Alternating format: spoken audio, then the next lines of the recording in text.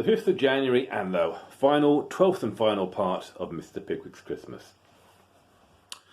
While Mr. Pickwick was delivering himself of the sentiment just recorded, Mr. Weller and the fat boy, having by their joint endeavours cut out a slide, were exercising themselves thereupon in a very masterly and brilliant manner.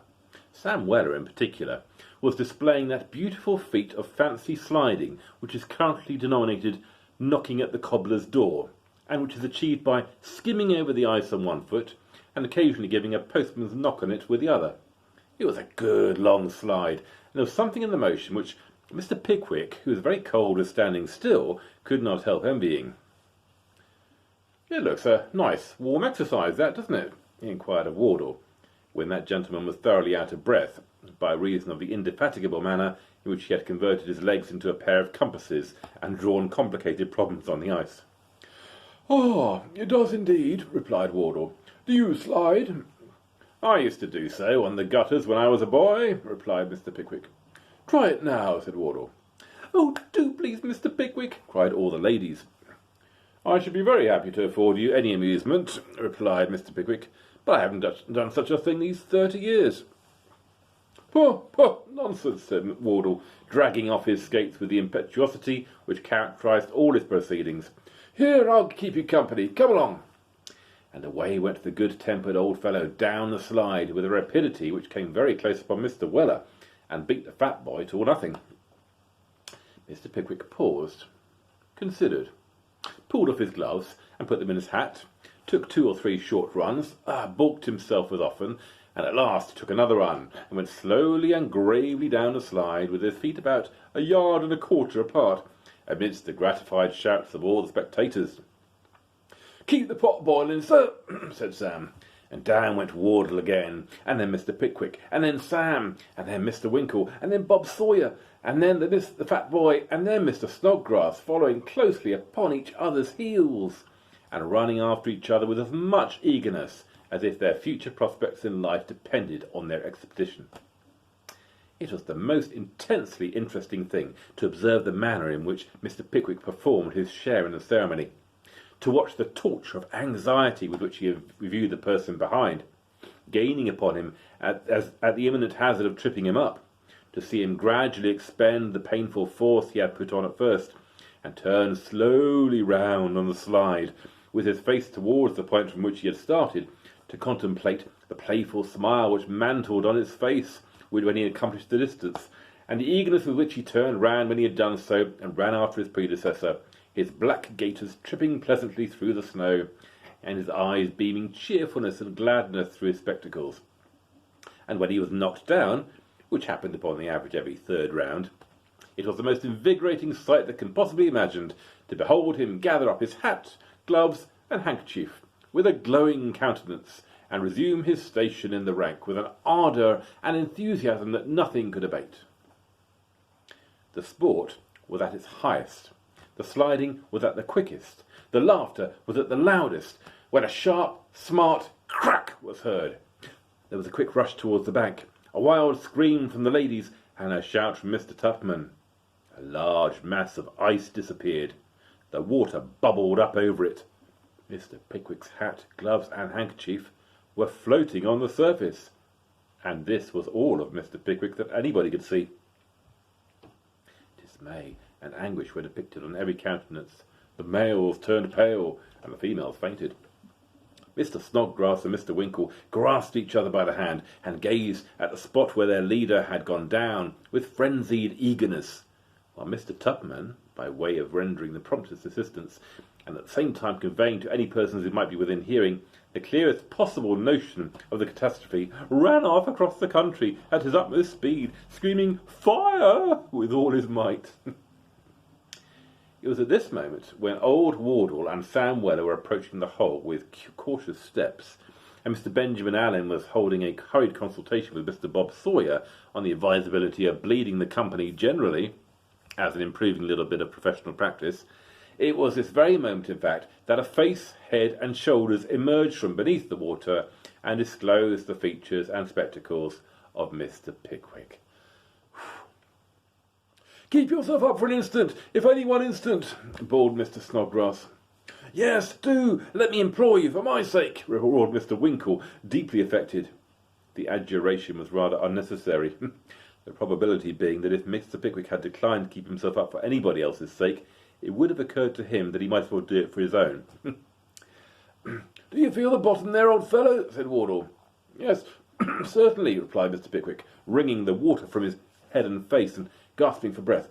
"I fell upon my back. I couldn't get on my feet at first." The clay upon so much of Mr. Pickwick's coat as was yet visible bore testimony to the accuracy of this statement, and as the fears of the spectators were still further relieved by the fat boys suddenly recollecting that the water was nowhere more than 5 feet deep, prodigies of valour were performed to get him out.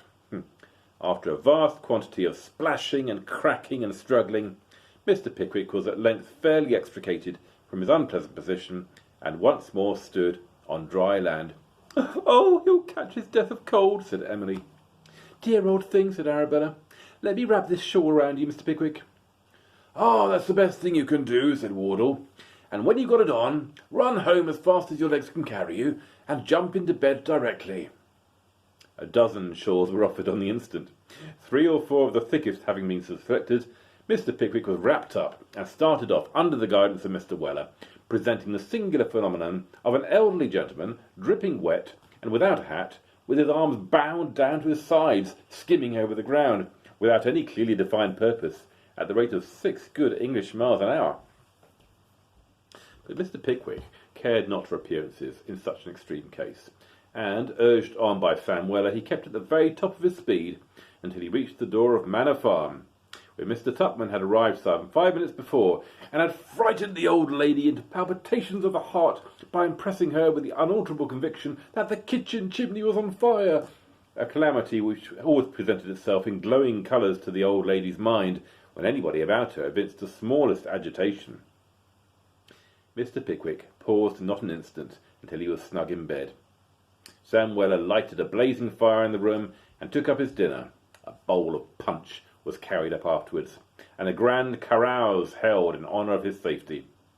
Old Wardle would not hear of his rising, so they made the bed the chair, and Mr. Pickwick presided. A second and a third bowl were ordered in. When Mr. Pickwick awoke next morning, there was not a symptom of rheumatism about him, which proves, as Mr. Bob Sawyer very justly observed, that there was nothing like hot punch in such cases, and that if ever hot punch did fail to act as a preventative, it was merely because the patient fell into the vulgar error of not taking enough of it. The jovial party broke up next morning. Breakings up are a capital thing in our school days, but in afterlife they are painful enough. Death, self-interest, and fortune's changes are every day breaking up many a happy group, and scattering them far and wide, and the boys and girls never come back again. We do not mean to say it was exactly the case in this instance. All we wish to inform the reader is that the difficult members of the party dispersed to